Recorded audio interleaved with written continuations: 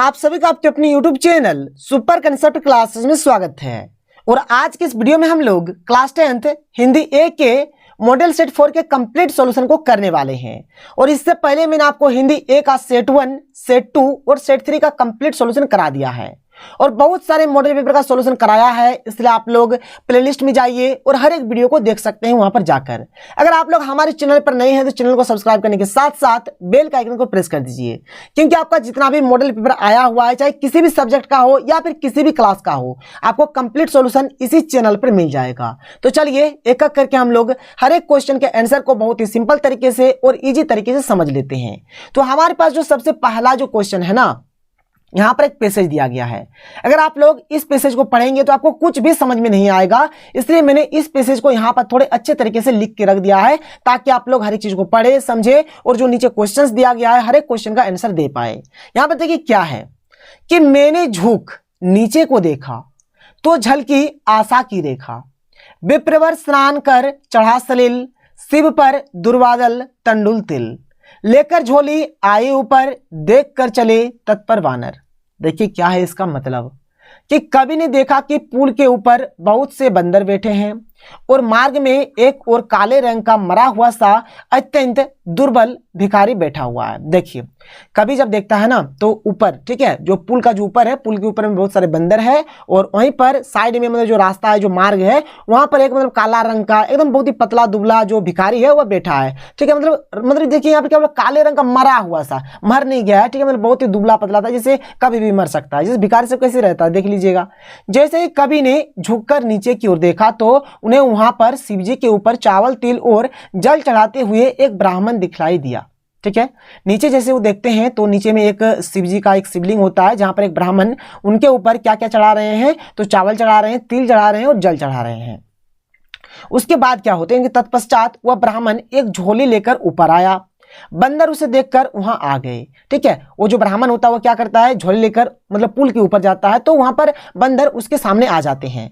उसने बंदरों को झोली से निकालकर पुए दे दिए और उसे भिखारी की ओर मुड़कर भी नहीं देखा। देखिए बात क्या है, यहाँ पर जो ब्राह्मण थे उन्होंने क्या किया, जो वहां पर बंदर थे बंदर को पुए खाने के लिए दे दिए, लेकिन वहां पर जो मरा हुआ सा जो भिखारी है, एकदम दुर्बल, जो पतला दुबला एकदम जो भिखारी है, उसके ओर तो देखा भी नहीं, मुड़कर देखा भी नहीं, उनको पुए देने का दूर की बात है, उनको देखा भी नहीं।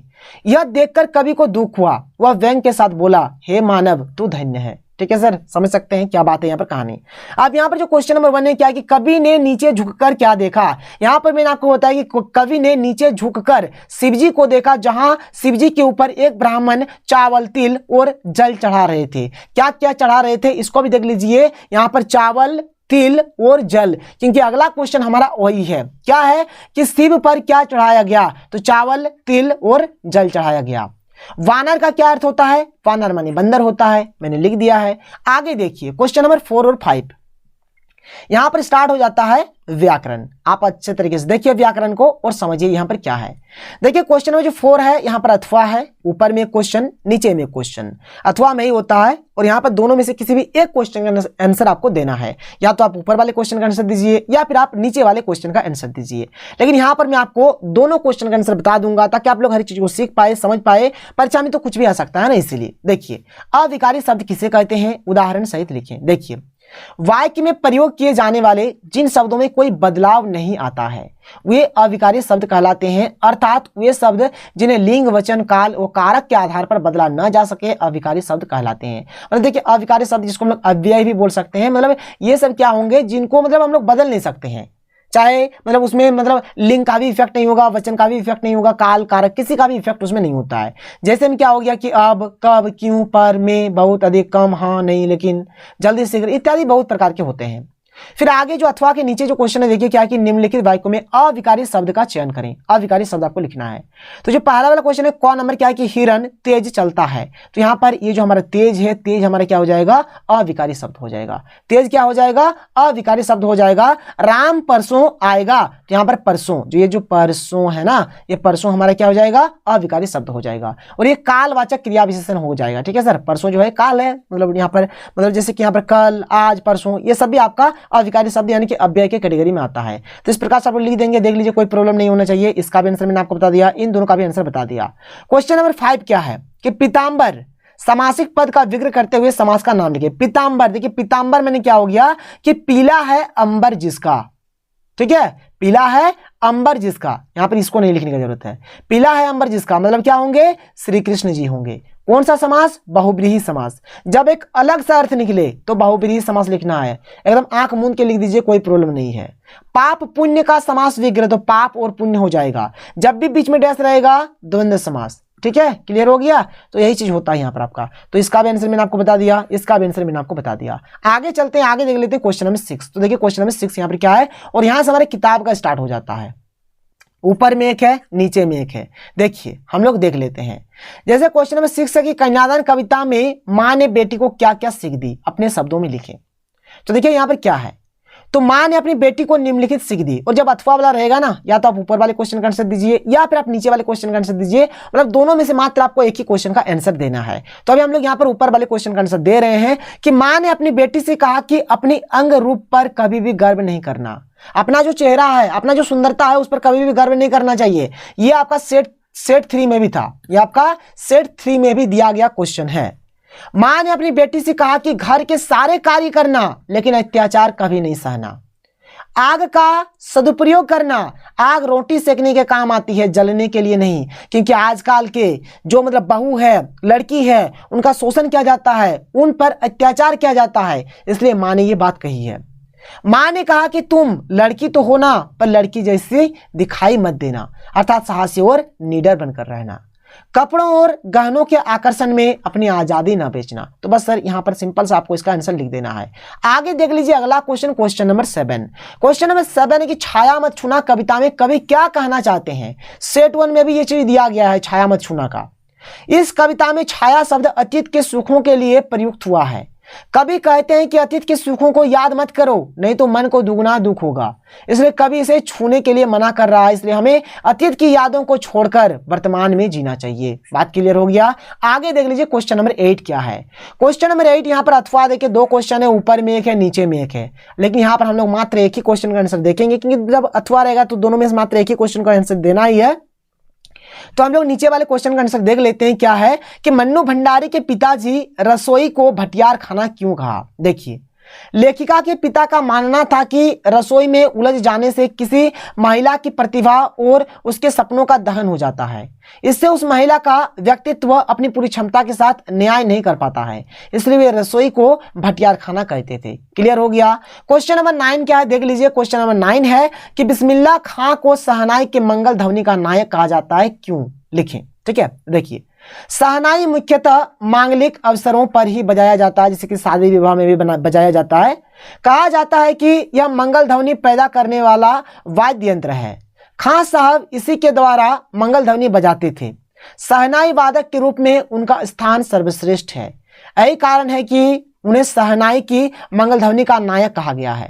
15 अगस्त 26 जनवरी शादी अथवा मंदिर जैसे मांगलिक स्थलों में शहनाई बजाकर शहनाई के क्षेत्र में इन्होंने शोहरत हासिल की है। इनकी जैसी मंगल ध्वनि शायद ही कोई निकाल पाया हो। बात क्लियर। अभी भी आप लोग YouTube में सर्च करके देख सकते हैं बिस्मिल्लाह खां का जो शहनाई जो है ना, धुन सब सुनिएगा ना, दिल खुश हो जाएगा, दिमाग खुश हो जाएगा, पूरा शरीर खुश हो जाएगा। चलिए सर आगे देख लेते हैं। क्वेश्चन नंबर 10 क्या है। क्वेश्चन नंबर 10 जो कि हमारा सेट 1 में भी था, सेट 2 में भी था। क्या है कि जॉर्ज पंचम की लाट की नाक को पुनः लगाने के लिए मूर्तिकार ने क्या क्या प्रयत्न किए। देखिए जॉर्ज पंचम की लाट की नाक को लगाने के लिए मूर्तिकार ने अनेक प्रयत्न किए। उसने सबसे पहले उस पत्थर को खोजने का प्रयत्न किया जिससे वह मूर्ति बनी थी।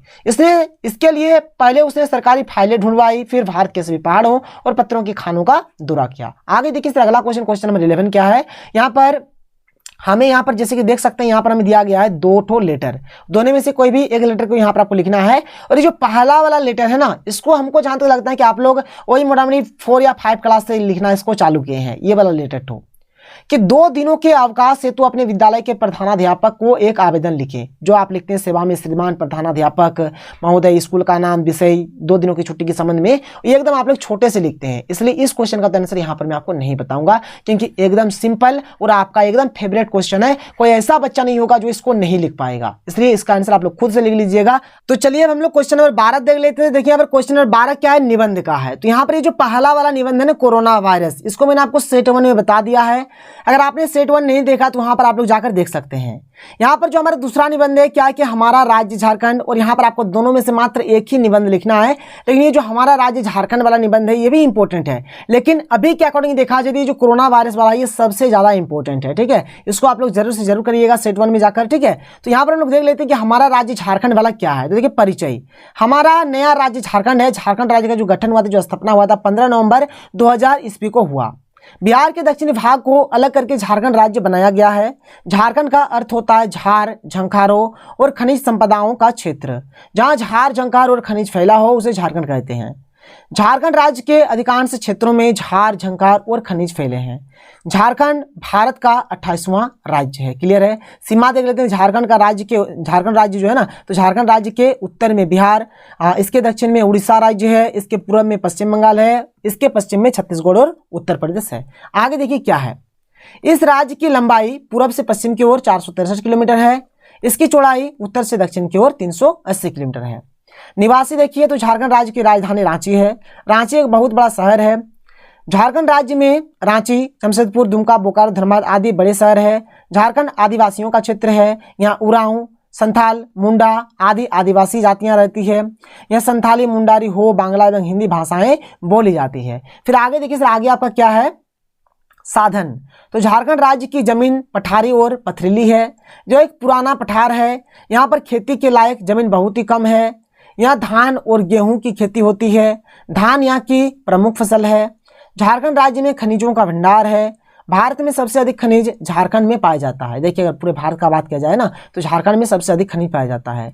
कोयला, लोहा, मैग्नीज, बॉक्साइट, अवरक, काइनाइट, यूरेनियम, तांबा आदि यहाँ के प्रमुख खनिज है। ठीक है, यहाँ लोहे के बड़े बड़े उद्योग फैले हैं। जमशेदपुर में लोहे का सबसे बड़ा कारखाना है। झारखंड में बहुत से धर्मशाला भी है। देवघर, वासुकीनाथ, आंजन धाम, चुटिया का मंदिर, बोड़िया का दशनम मंदिर, रजरप्पा का छिन्नमस्तिका मंदिर, राम रेखा धाम जो कि सिमडेगा में है आदि प्रमुख धर्मस्थान है। हुंड्रू और दसम के जलप्रपात देखने योग्य है। इसके अलावे नेतरहाट, कांके, हटिया, जमशेदपुर आदि दर्शनीय स्थल है, जिसे आप देख सकते हैं। सर आगे देखिए सर, यहाँ पर आगे आपका क्या है, तो आगे है क्वेश्चन नंबर 13 जो कि हमारा लास्ट क्वेश्चन है, और इसको भी मैंने अपने हाथ से ही लिखा है आप लोगों के लिए, ताकि आप लोग अच्छे तरीके से लिख पाए। यहाँ पर हैंड सैनिटाइजर के ऊपर आपको विज्ञापन लिखना है। तो हैंड सैनिटाइजर मैंने लिखा है, यहाँ पर एक बोतल बना दिया है, यहाँ पर मैंने 20% की छूट लगा दिया है। लगाए हैं सैनिटाइजर बार बार, तभी दे पाओगे कोरोना को हार। देखिए लगाने में सरल, कम पैसा में उपलब्ध, 70% अल्कोहल, कोरोना से 90% बचाओ। तो इस प्रकार से आपको हैंड सैनिटाइजर का एक एडवर्टाइज लिखना है, जो कि यहाँ पर मैंने आपको लिखकर बता दिया है। तो यहाँ पर था हमारा मॉडल सेट 4। अब एक ही मॉडल पेपर बच जाता है, मॉडल सेट 5। उसके बाद हमारा हिंदी का जो मॉडल पेपर है ये खत्म हो जाता है। तो खैर कोई दिक्कत नहीं है, आप लोग अगले वीडियो का इंतजार करिए, मिल जाएगा हिंदी का सेट 5 भी। तो मिलते हैं अगले वीडियो में। थैंक यू, जय हिंद।